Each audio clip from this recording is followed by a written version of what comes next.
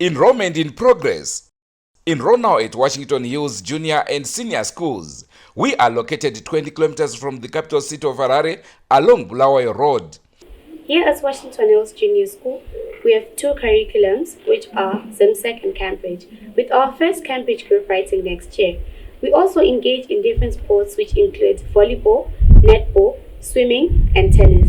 Join us here at Washington Hills Junior School and experience the best time of your life. So just imagine an institution sited in a very salubrious environment where education is catered for adequately. That is what I'm saying, Washington Hills.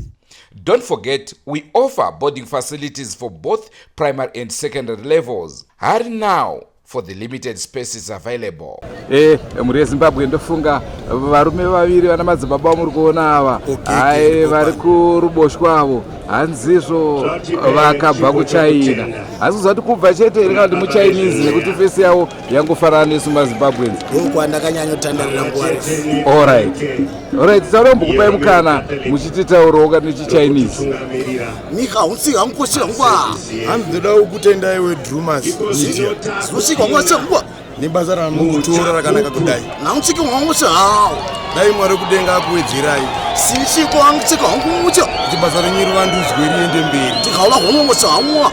Nekuti muri kuita nemasvo. Sisi kwangitsangu kulonzira wa. Handina zvimwe zvekutaura. Sisi wangitsira wahamba. Ndichadzokerawo kuChina. Sisi kwangwa tsangwa. Ndichanoparidza nezveDrewmas meeting. Nika sheshe. Ndatenda zvangu. Vazvinzwa muri yeZimbabwe Drewmas media yapinda paChina pasha. Cheme.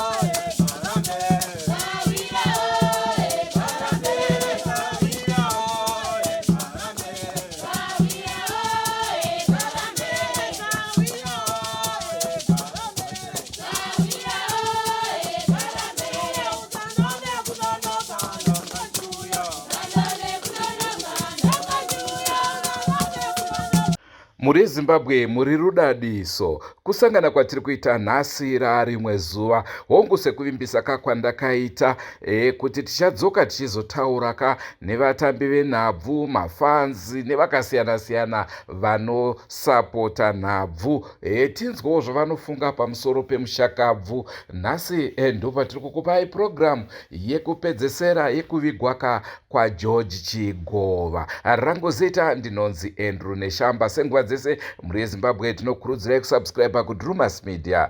Drewmas media taking you to another level. Kuna George CHIGOVA tinoti aiwaka azorora murugare mwanakomana wakarwa kurwa kumire.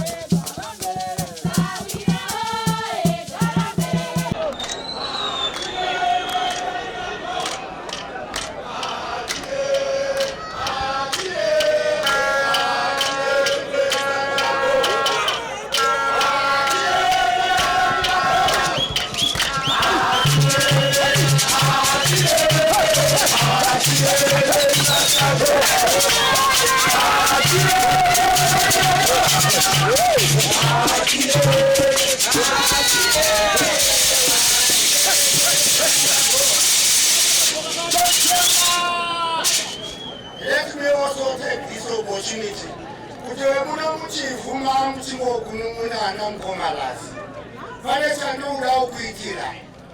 I want to set up a chapter for Chief.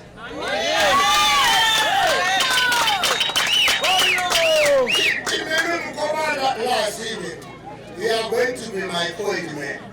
chapter ye ikatadza kumira munomu yake.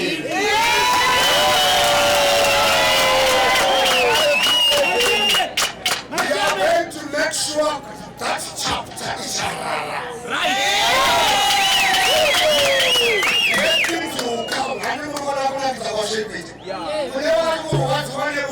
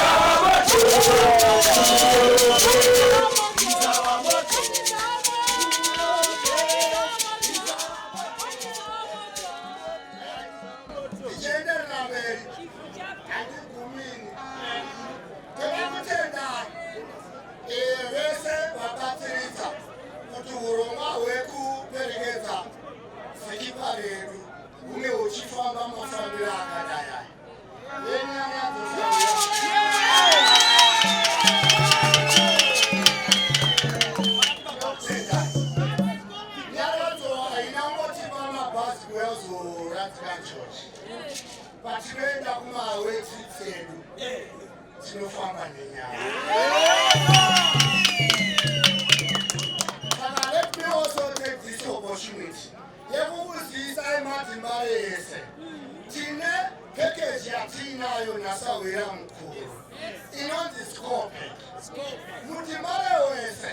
Kana uchino chirina nyara. Ukashiko unouza kuti ndiri mutimare. Ukamouza kuti uri mutimare. Every dollar yaunenge wawapa is then usimita chinowana.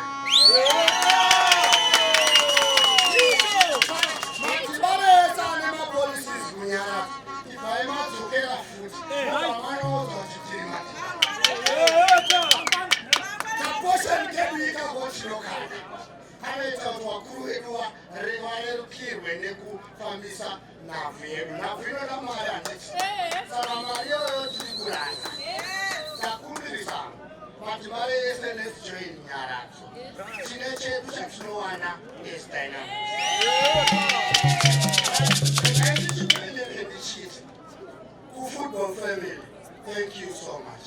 Kuna church, Nyamaza church. That my son that part of football family. My Zura actually mudiki. Asima mtendera chipo chake chioneke nenyika yese. Church contributed to my supporters at the ground. Because why is this here kuti kana George ari pamapa ari go. So it's either we are going to win or we are going to draw. Hakuna isina and Bangwaya George takatora maliki. Thanks to George and Khama. Wakatambana George wese. My players are bana. Danaki is going to shoot Shamati usiku. Khama and Khama. Khama Rusike nani na Onismo nani omo mbaba. The prince. Wow, I suppose Khama soka. You made it so beautiful. At certain point, as a mom cheaters, a lot of people didn't expect that from you guys. What about you not winning children to get better? As a man, Mapera mas, Panama, announce Yauti, Khama voice the line, Rapper Ramui Mouse.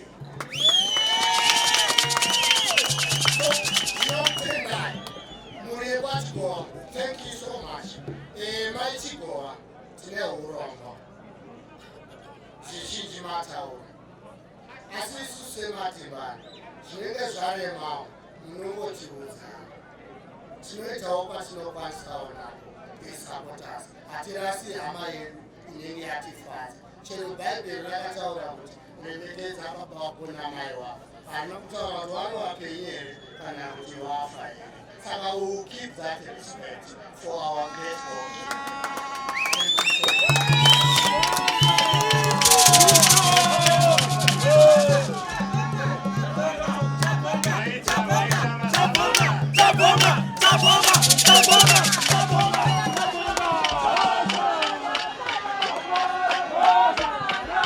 vakamira zvakanaka nesu iko zvino tatiri kukumbira kwavari takati tasvika zvekuno kuharare hai inonzi sharaputa vana baba vana sekuru vana bhudhi vacho vakatibata zvakanakisisa chokupedzisira chandokumbira kuti kubva nhasi vopaCHIGOVA ngative vanhu vamwe totopana mafoni kuti chaitavo kwedu komangena tovafonera chero kaya munhu wani anenge akamira vopaCHIGOVA naye vopaCHIGOVA vo kukatika chimwevo vanotifonera tinomutumira munhu chero kava umwe zvinhu zvoenda mberi nokuti tiri vanhu vamwe handina zvakawanda zvandingataura kudarika izvozvo tinotenda rwera yatezvera maoko rwera yamatezvera maoko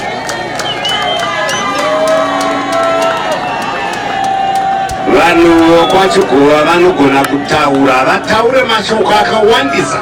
I'm Francis Kawa, one of the Zimbabwe supporters, executive member. National team in Zimbabwe tarasikirwa zvikuru naGeorge because George had much to offer to our nation as a goalkeeper, but through this sudden death tarasikirwa zvekutoti I'm still not believing, but by the end of the day as Christians we know kufamura waMwari tatozvigamuchira. Takungokumbira as Zimbabweans, CHIGOVA's family, Mangena family, chizivai kuti George asiya mudzimai nevana vachiri vadiki vanoda care yeparental guiding. Chatove chijamba kwatiri isusu kuti vana vaGeorge vachararama sei, vanofana kuendawo kuchikoro, vanofana kukura vari kugwara. Saka zvese izvo zvichatusara chichape kwatiri. Pane nguva, I just want to say rest in peace George Ola, famba zvakanaka, take care of your family, chengeta mukadzi wako nevana vavasiya, Mwari vaita kuda kwako. I thank you. Ndizitawanda Mbarati. Ndashanda naGeorge kubva 2012 kusvika 2014. NaGeorge takashanda tese zvakanaka. Tichikwanisa kuchina Premier League titles George anga ari munhu ari right ende hapana patakambonesana naGeorge even nyangwe nekuti nepeseni mashandiro ataita zvinhu zvinorwadza kunyange nepatakanzwa kuti George atisiye kusvikira muzuva ranhasi kunyange nepatakanzwa shoko parakasvika hatinonge tichikwanisa kuzvipfuma kuti zvaitika kudzamara kusvika muzuva ranhasi ndinokuti George vafambe zvakanaka.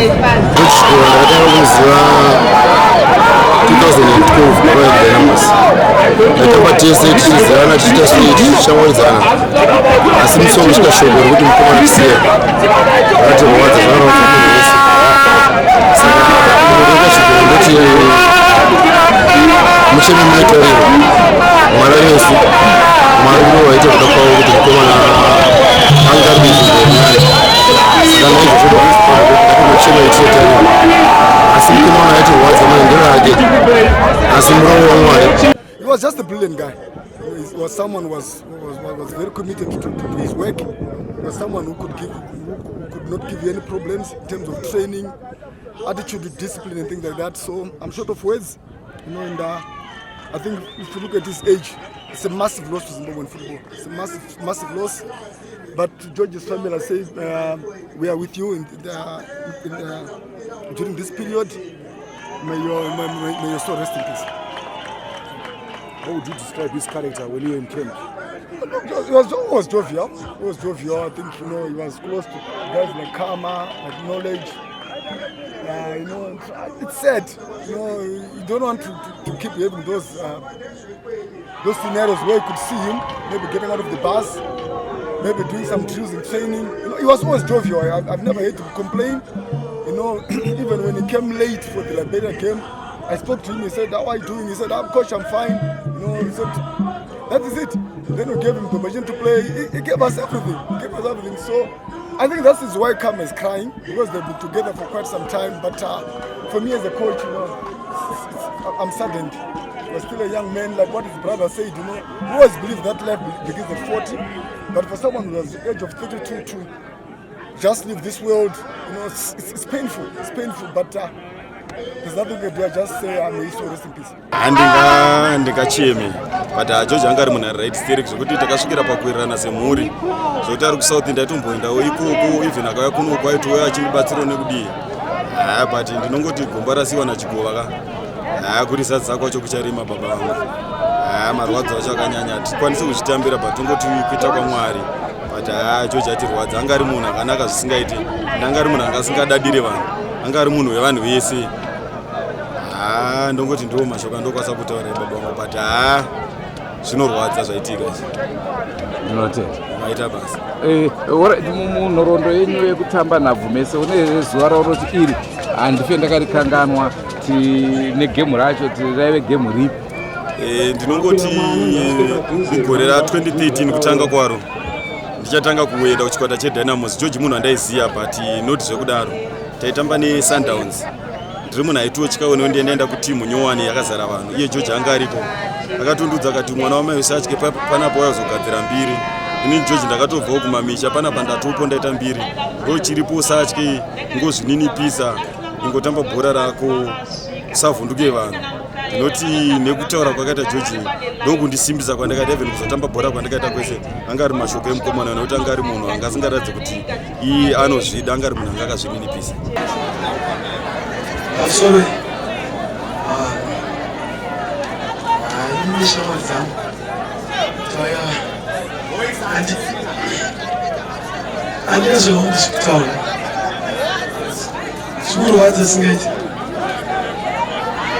Every day we watch footage of this guy George. I still text him right now. I will tell everyone who to celebrate our win, George. I will tell them is Papa, Juaku, Tipatagi.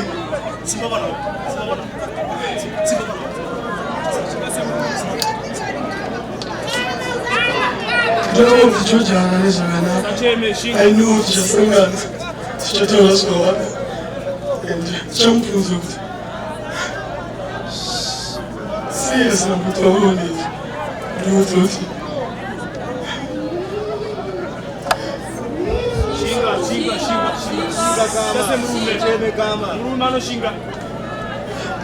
Don't take the moves, Pepper.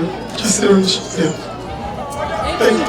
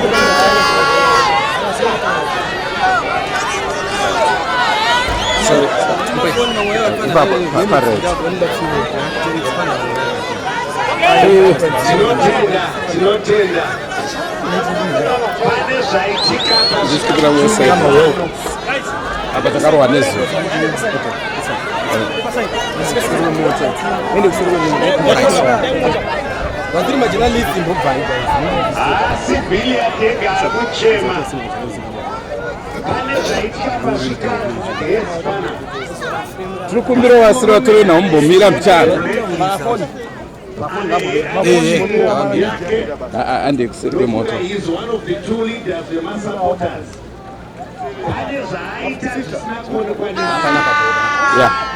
kama pana akinge ipapo parina ndofunga mukoma Khama tingade kuti mutitsanangurire zvamungade kutaura pamusoro peDelete, mashandiro amakaita naye, zvamunomutondera nazvo? George, first of all, he was a very shy and reserved person, and it took us a long time for him to open up his friends, to trust each other. But as time goes by, we share very deep secrets. He was able to open up to me. I was able to be vulnerable to him as well. And I only remember good memories, celebrating together in the room, watching the games, serving donuts.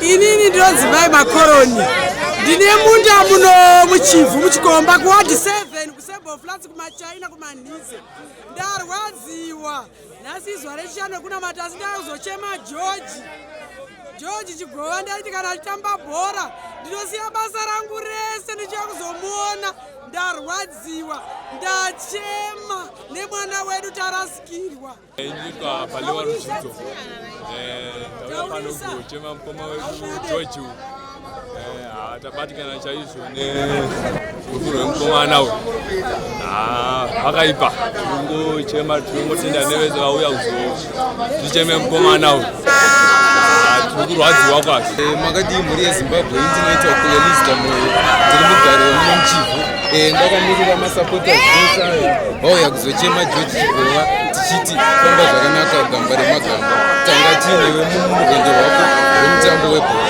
tinotenda mhuri yeZimbabwe. Allow me to lift this chance to his friend from South Africa to come and give us his words.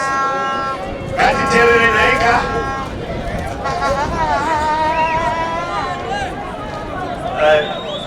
Thank you for the opportunity to say this. I was not gratified if I live without saying this. My name is Alvi from Polokwane. Linked with this man, George.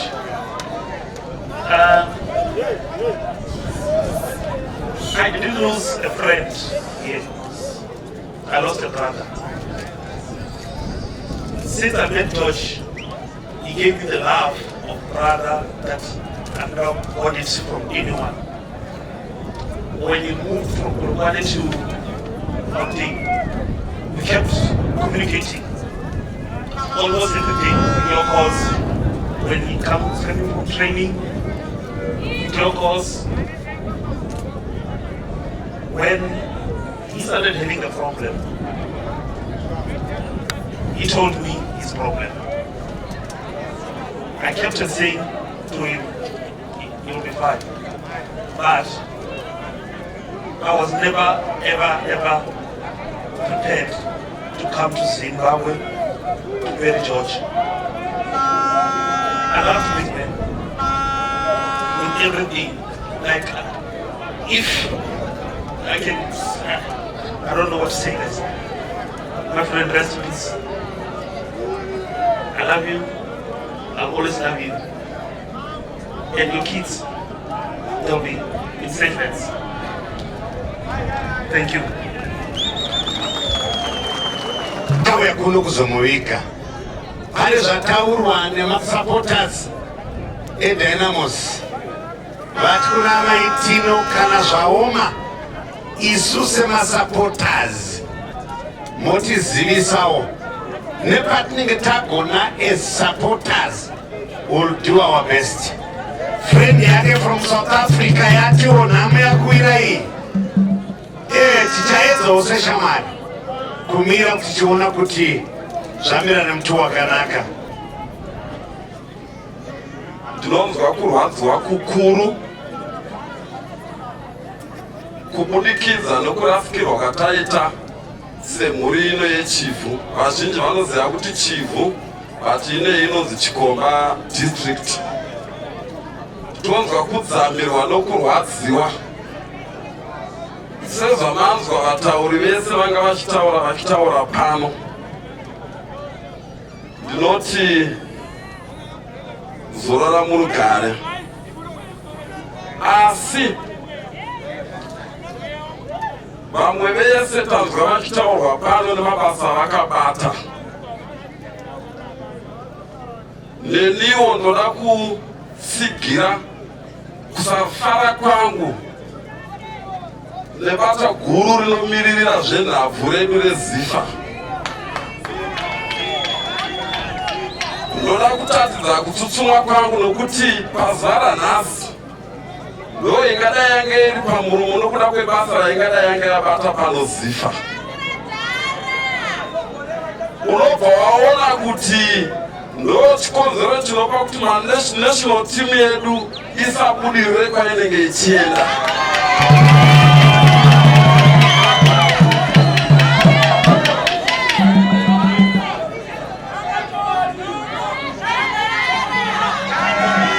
Ndichizokorodza kutsutsuma kwangu ikoko ndozotsutsuma kechipiri zvakare. Mukaona homwe iri pano yemuno muchivhu yauya kuzotsigira nokuchema pamwe chete kutatidza kuti vane rudo nekukudza nechido chenhabvu. Ipo pano patiri zara nhasi mugiraundi rineri timu yepano ingadai yange iri mud1 kutaura kwandiri kuita, but it was robbed neZifa administration last week. KUVIGWA vanova ndovatiunganidza pano tichichema gamba rebhora, gamba renyika CHIGOVA pamusoro ivanatezvara vekwaCHIGOVA, pamusoro Major General Nyakudya, ndinokuzivai muri General Chaplain General kuArmy, muchitivigira magamba edu vakasiyana siyana. Pamusoro mhuri yeDynamos, Dynamos kare taiziva tichiti Dynamos ndonyika neuwandu hwenyu.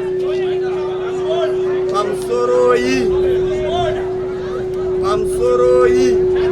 vana vekuchivhu, vana vekuchivhu munova mauya kuzochema CHIGOVA. Pamusoro meya weguta rino totos observed sekuri yakwamaita. Regai nditi mumashoko angu, isu semadzimambo tarasikirwa zvikuru nemwana anga achibva muno muchikomba muchivhu akatsigira nhau dzesport. George tati chingonzwa ari kunze kwenyika achimiririra nyika kwaari achitambirazve national team. Kuno kuchivhu ndichitaura zvamborehwa navamwe vatauri, tine players akawanda vakafanana naSande Marimo naMisheki Marimo vaibva kuno zvakare kuchivhu. Vanatauya Murewa vaibva kuno kuchivhu.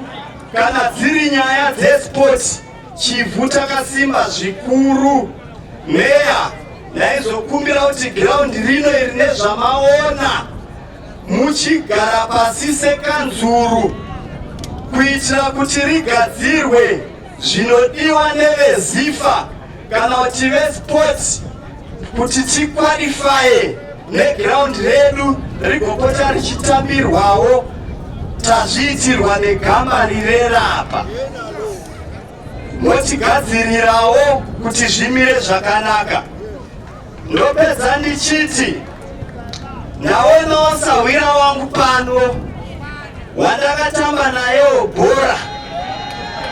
Ndoda kuti iye ndisina kutaura zita rake afambe wega kuuya pandiri nekuti ndamuona ndakatamba nayewo bhora.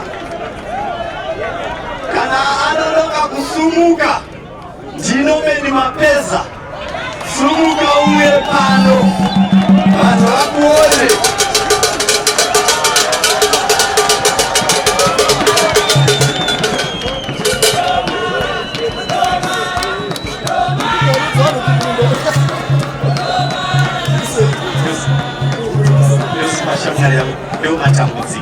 mukomana wamuri kuona uyu ndakakura naye tichitamba bhora tose kusvika aenda mberiwo nebhora ini ndikaendawo mberi nezvimwe asi takamhorwa nemukomana uyu zvisingaite asi akanga anzvengwa ndiye ndakamunzvenga ndobva auya kuzondorova mbama taitambira inonzi daily bot by that time.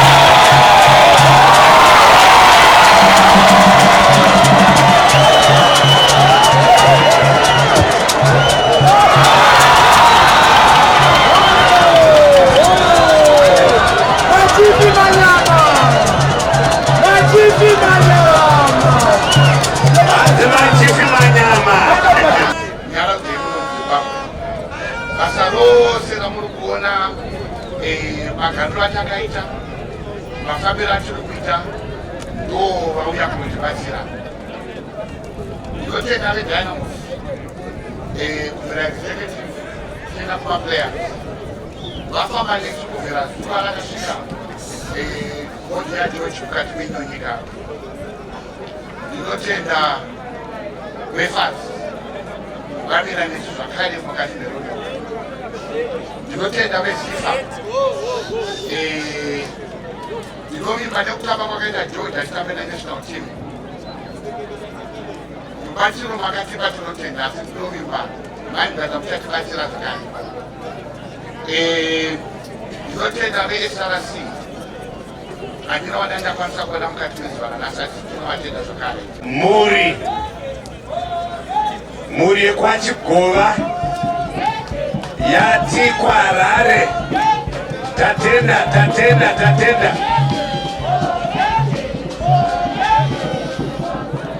maita henyu vemhuri yekwachigova vatanzi kwaRare hamuna kuwana nguva yekuita board viewing zvino zvatauya kumba takukupai mukana wekuita board viewing zvino paboard viewing pedu takumbirwa nehama kuti pave neorder maplayers veDynamos nemasupporters eDynamos hanzi tisirei kwatiri isisu ndisu tichakontrora masupporters edu roverai vakuru vevasupporters izvozvo maoko apo order yedu yatichaita ndeyekudai hama yedu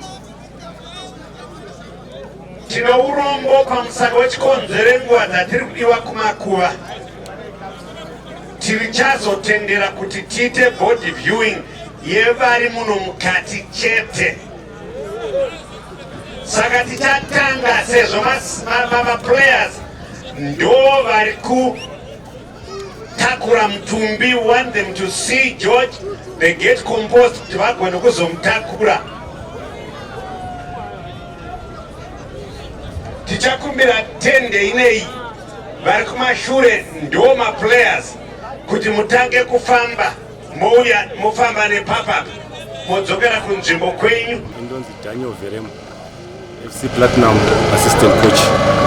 Ndinorangarira George tichitamba against iye ari kuDynamos ine chirikutamba bhora kuFC Platinum.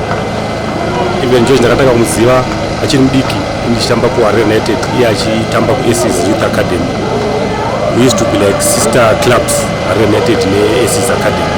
Saka taivaona nana Khama nana Zvasiya vachikura. So takazita opportunity yekuti takazochitamba tese national team. I still remember first cap yake tichitamba CHIGOVA tournament in Tanzania. He was goalkeeper and I was the captain wake. Taisimbisana ndara zvaanoita ndizvo here. He was munhu ari humble, munhu aida kudzidza. Then isina experience katengeta nako kuti tambotamba nemama goalkeepers anakapini anana skipa nana Washington na Ruby. taibatsirana achivasimbisa kuti vatomudza kuti no mutorai zvavo because zvinhu zvaaigona kuita zvanga sikagoni kuri magoalkeepers akawanda isu taitoziva kuti zvinongati pageti anything chienda kumashure kweduko tiziva kuti tine another chance yotogona kusevha kuti tisagoweswa bhora saka as madefenders taifila safe kana ari kumashure kwedu George even the way aikomanda mu18 area ingave set piece ingave chii taitoziva kuti chinouya nemudenga chinouya nepasi George ucommand mu18 yard saka ndo zvandomurimira nazvo kuti akanga ari munhu anga asingatyi akanga ari munhu akanga ari humble akanga ari munhu aida kubvuma kudzidza even nyange vaitamba kudynamos tichitamba kufc platinum takasangana kana mukembi waisatomboziva kuti national team aingofunga kuti club because of the unity yakanga iri pakati pedu nepavaikura that integration yatakaita kwavari vadiki vachipinda kune vahombewa isu tingetamboitawo integration yechivadiki tichipindawo kuvahombewa saka zasurikirwa chaizvo nekusheka kwaita mukomanawo akanga achine zvakawanda zvaikwanisa kuofa kunational team nodzi munyaradzidiya takatamba zvakanyanya nageorge tingati ndakakura ndichitamba kuagatha Shenet Soccer Academy iye anga ari kuOasis Youth Soccer Academy saka taitrenda pa1 nzvimbo lobofen before tazomove taenda kupleasant patakashifta base iwo vakasara but throughout the years we kept in touch became more like brothers especially patakazokura patakapinda mu national team George was my roommate taishare room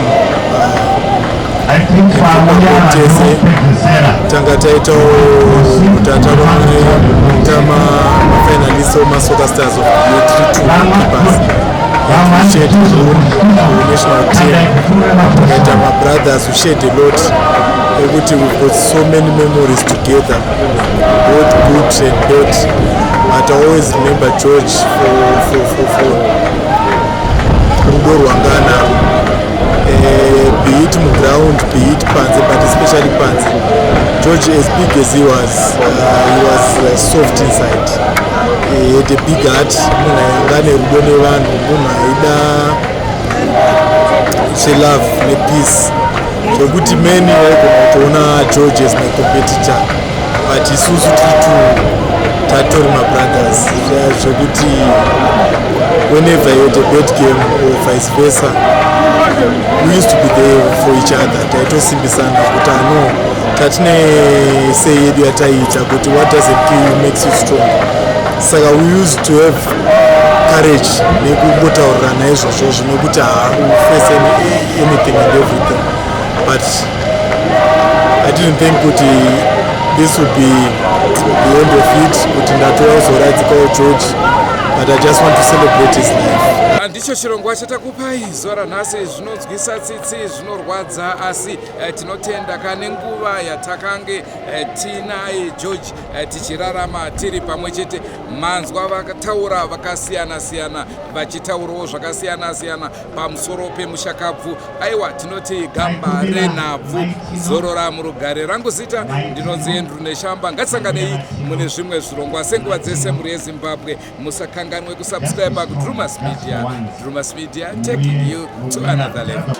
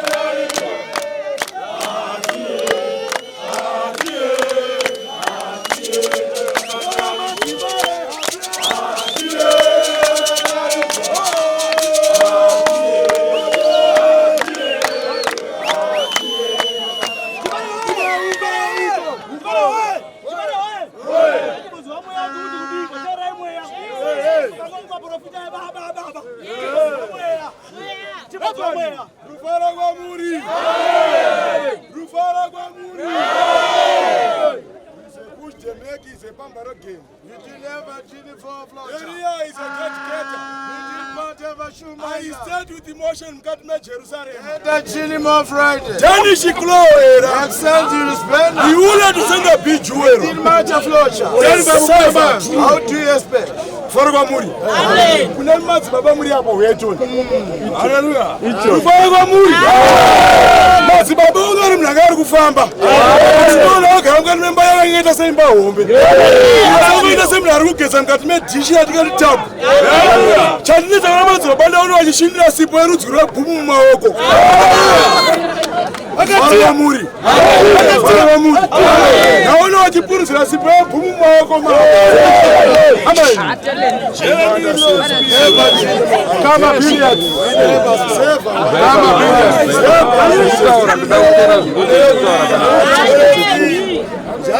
Success.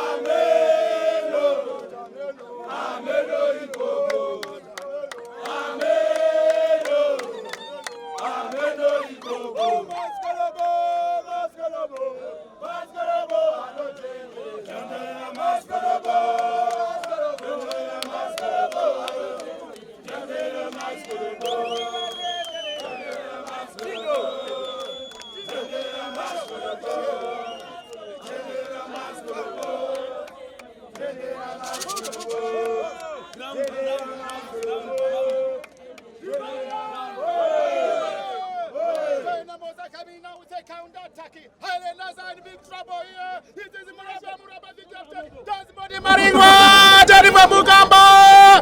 Jesus!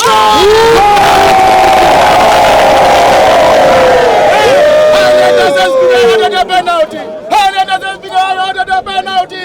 Let's see what's going to happen here. It's CHIGOVA. CHIGOVA in goals for Dynamos. In CHIGOVA we believe. Here he goes.